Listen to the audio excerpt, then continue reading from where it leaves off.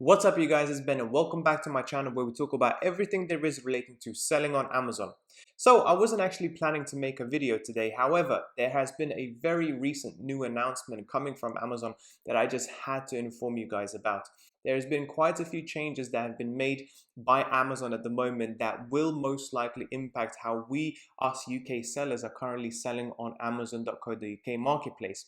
And surprise, surprise, it's not exactly a very good announcement. So in today's video, what I wanted to do is first of all talk to you and tell you what that announcement is, what it means for us, and what I personally am going to be doing going forward to make sure that I'm one step ahead of everybody else that is currently selling on Amazon, whether they're based here in the UK or the Chinese sellers that are coming into the UK marketplace and continuing to sell in more and more units. With that being said, guys, if you are interested in selling on Amazon, then please don't forget to check the links down below for my own personal mentorship where we go into detail about selling on Amazon, how to list your first product, how to negotiate with suppliers, and make sure that you start off on the right foot. At the end of the day, guys, it's so important to make sure that you have all the updated information about how to sell on Amazon and what's the right way of selling on Amazon. However, guys, if you are running on a relatively low budget but you still want to use some of the business tools that I use, please don't forget to check the links down below for my product research tools such as Helium 10, where with my link you get 50% off, or Tide, the perfect business bank account to start off your Amazon FBA business. With that being said, guys, let's get straight to the video. Right, guys, so what is the big news that Amazon has recently announced? Well, as you can see today, that they have announced the change in how we manage our restock limits. Right up until today, basically what we had to do is we had to check how much of each and every single unit Amazon was allowing us to send to their marketplace. So for new products and new sellers, they usually had a limit of 200 units per each and every single ASIN. So if you were sending 10 new products, you were able to send 200 of each and every single product. Well, now effectively, to give more flexibility, Amazon has changed that to basically give you a certain amount of units to send of any product whatsoever. So there will be no longer any ASIN limits, there will be just account limits, so to speak. So for example, instead of allowing you to send 200 of each and every single unit, now they will allow you to send 1,000 of as many products as you need. They don't care if it's one product or if it's 100 products. You will just get basically 1,000, in this hypothetical example, units to send, and then you're going to have to either wait until those units sell out, or you're going to have to just not send anything at all until those units sell out effectively. So as you can see here, what Amazon have said, in July 2020, we announced ASIN level quantity limits for products stored in our fulfillment network. We made this change to ensure that we can receive and store products for all sellers who use FBA. I love the language that they use because they always speak it in terms of it's doing us favors effectively. We have heard your feedback and continuously improving our policies and programs to better receive and store your products. This is for our benefit, apparently. Starting 22nd of April 2021, your account will no longer be subject to ASIN level quantity limits for all products. Instead, restock limits will be set to storage type level, provided you will be better flexible, providing you with better flexibility to manage the shipments that you send to Amazon. So effectively, it's for our benefit that basically they're taking off those storage limits, and now you have one account limit. But let me ask you a question. What if you have some seasonal products that only sell well during a certain part of the year?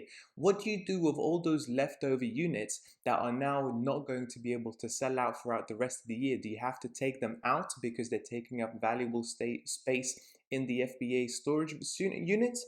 Would you do that? And as you can see, people are actually not too happy because there have already been 30 comments and there's been 9 likes and almost more than double 19 dislikes.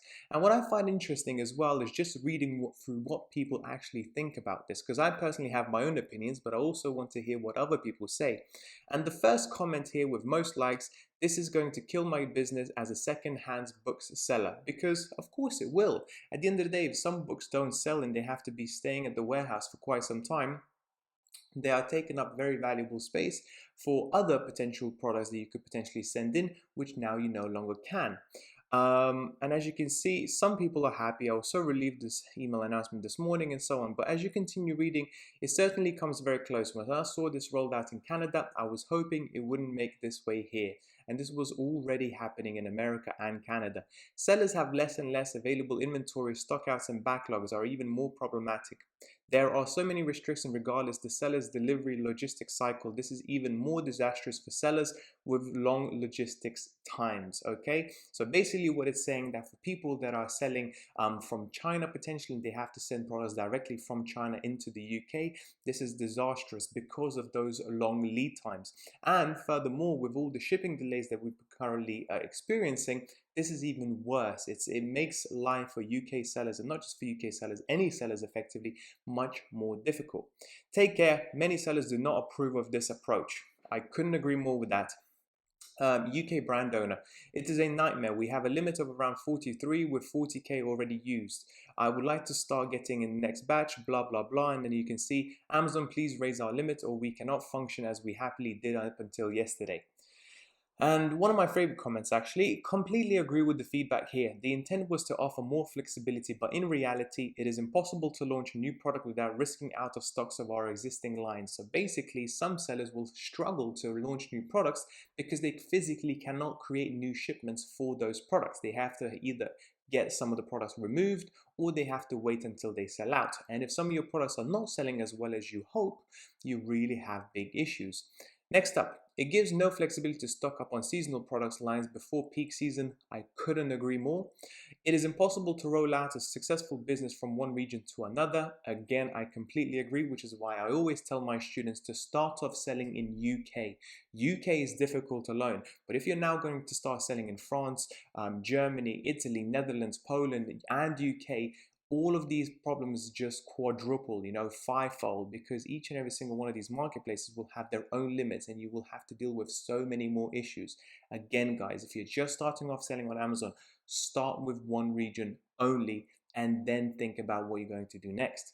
And then last but not least, using Amazon Global Logistics becomes impossible given the lead times from China and the short planning that this new policy requires.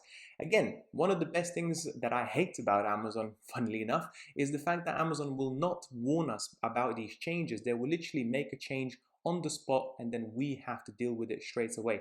Now, if there was a warning given that a change is going to come in a month or so or whatever, then we can prepare for it much, much better. But Amazon doesn't like to work like that. They want to make changes there and now, straight away, without giving any warning at all, and then we have to pick up the pieces and figure out what to do next. And I will tell you what we're going to do next, at least from my view. It sounds like the idea would be to helpful, but in reality, it made the situation worse. I see no way to grow my business through FBA under this new policy. Unless this policy is changed, you will see sellers leaving FBA and AGL in droves, effectively. So, before we kind of move on to what I think we should do and so on, I just wanted to tell you a little bit more about my own personal situation.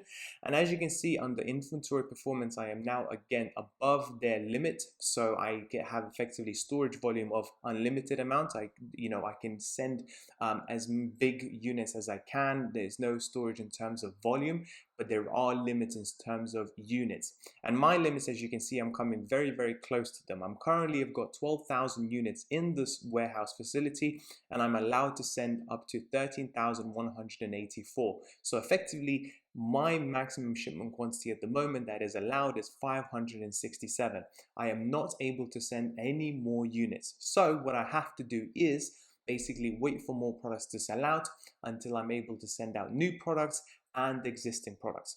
So what do I think we should do as UK sellers? And this is what I'm telling all of my students to do at the moment is you need to think about a storage facility or storing units either at your own flat or your own house or something like that, because you are running a business. I saw this coming a long time ago, and as online demand continues to grow over time, Amazon is going to use their warehouses primarily for their own products, and they're going to continue using a very small portion of it for us third-party sellers. So in order for us to stay competitive, we need to have our own storage facility where we basically drip feed products into Amazon. So instead of me sending 500 units of each and every single product into the Amazon warehouse, now I'm going to have to send 100, 150, and then I'm going to have to do that more frequently. Okay, I just have to be more flexible with my storage. Okay, and this is what Amazon is looking for. So then more products can be sold, and therefore turnaround is much faster. This is precisely what they're looking for. And in some ways, I'm actually seeing this as a positive, because at the end of the day, if I have my own storage facility and I can store those products for quite some time from China, this gives me a sort of a leg up against Chinese suppliers who do not have that convenience of being located here in the UK, because Chinese have to send directly from China into the Amazon FBA warehouses, and this makes it much more difficult for them to do so. Whereas I can send these products from China into my own warehouse and then drip feed each and every single week.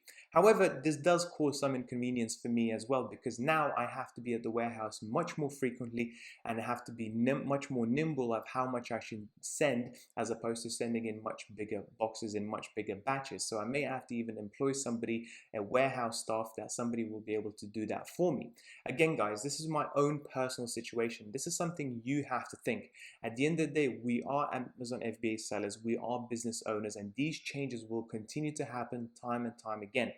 This is what we need to do. Instead of complaining and moaning about it, we have to think, what can we do to adapt to this? What can we do to make ourselves in a better position than everybody else out there?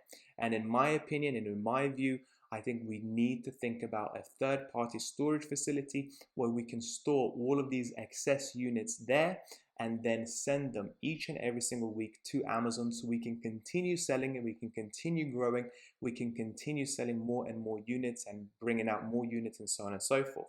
So it is bad news at the end of the day, but this is something that was expected if you keep up to date with all the Amazon's policies and if you check what's going on in American marketplace, Canadian marketplace, and various others.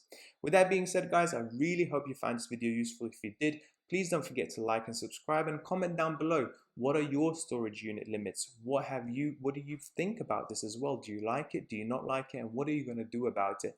I am very interested to know. With that being said, thank you so much for watching. I'll speak to you soon. Bye bye.